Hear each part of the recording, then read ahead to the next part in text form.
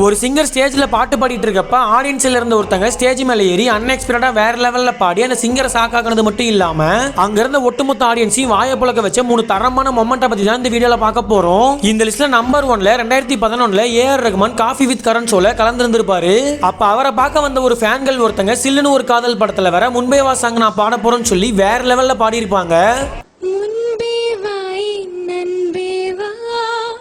இதை பார்த்து ஏஆர் ரஹ்மான் மட்டும் இல்ல அங்க இருந்த ஒட்டுமொத்த ஆடியன்ஸும் பயங்கரமா சாக்கா இருப்பாங்க. இதுல என்ன ஒரு ஹைலைட்டான விஷயம்னா அவங்களுக்கு தமிழ் கூட பேச தெரியாது.